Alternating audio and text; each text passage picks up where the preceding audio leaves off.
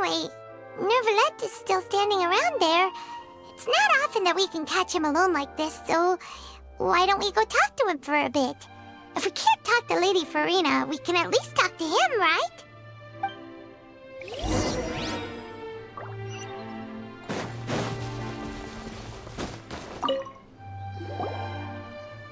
Oh, it's you two. Did Miss Navia invite you to come pay your respects to her father? Mm-hmm. We ran into Navia on the streets today, so we just followed her here. I see. Then is there something that I can help you with? Well, it's pretty hard to run into you like this since you're usually super busy. So we figured we could try to ask you a few questions, if that's okay. Please feel free. Though outsiders, you helped us solve one of the greatest mysteries in Fontaine, and it would be my pleasure to return the favor.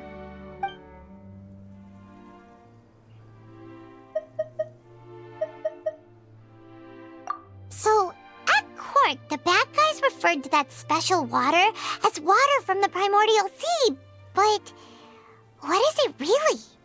Truthfully, that name is already quite accurate.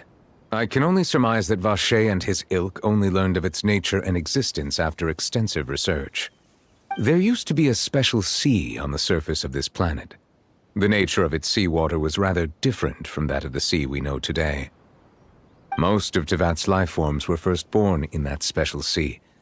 You could say it nurtured much of the life on this planet. Huh. So it really was where everything began. It makes sense to call it primordial then. But today, the primordial sea no longer exists on the planet's surface. What Vacher discovered must have been some kind of special case, or a remnant from a truly ancient age. Huh. So that's how it is. Oh, you really know everything, Monsieur Neuvilette. But if that's the case, then why would people, at least people from Fontaine, dissolve in that kind of water? Indeed. Why would the primordial sea, which was known to engender and nurture life, suddenly reverse itself and devour life instead? To be frank, that also doesn't match my understanding of this world and its laws. There must still be some unknown secrets around the people of this land. Is there anything else you'd like to ask me about?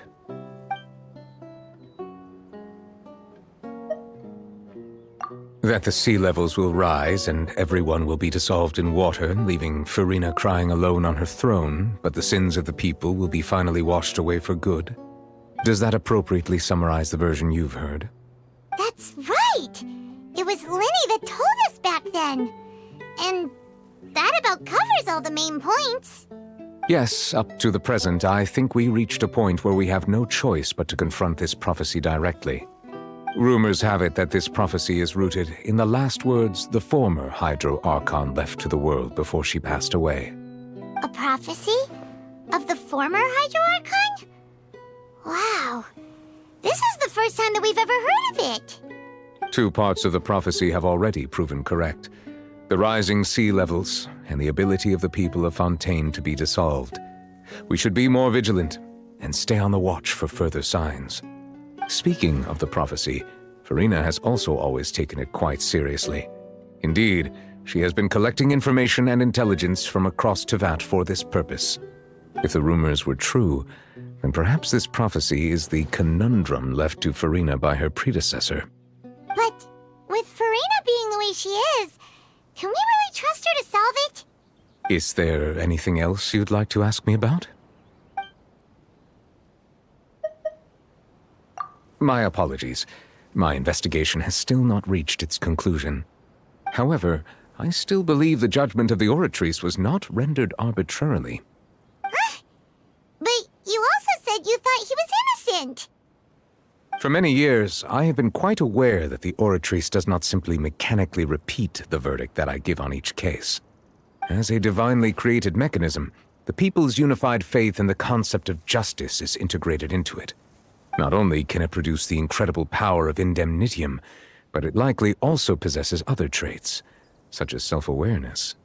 Which is all to say, I have been prepared for a situation like this for a long time. Huh. So So when Lenny told us that he heard a human voice from the room where the Oratrice's core is stored... I was not aware such a thing had occurred. Perhaps that could serve to prove my conjecture. I will add that to the list of items to investigate. In any case, I am inclined to believe that the Oratrice does have a methodology all its own. We just do not have enough information. Based on Farina's reaction, I doubt even she had any idea what was going on. She managed to bluff her way through it, though, with her time-tested twin tricks of bravado and drama. While we do intend to get to the bottom of this, for now, we regret to say that the Fatui Harbinger will just have to bide his time in the fortress of Meripede. If we did incorrectly convict him of crimes he did not commit, we will most certainly compensate him to the fullest extent allowed by the law. If you ask Paimon, the only compensation he'll want is a no-holds-barred fight with you. Is there anything else you'd like to ask me about?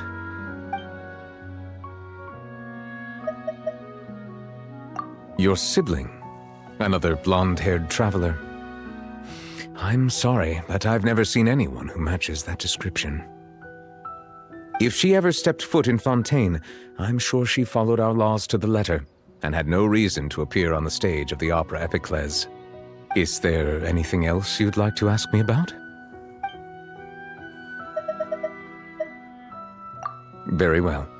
It was my honor to provide you with what answers I could. I very much enjoyed conversing with you. It will soon be time for me to leave this blissful tranquility behind and return to Palais Memoria. You really are super busy, Monsieur Neuvilette. Paimon thought you only came here to pay your respects today because you had the day off. Crime and villainy do not have the day off, and so justice must work around the clock as well. This is merely the nature of a justice's work. All right. You've got a point. Huh? Paimon just noticed that the rain has stopped.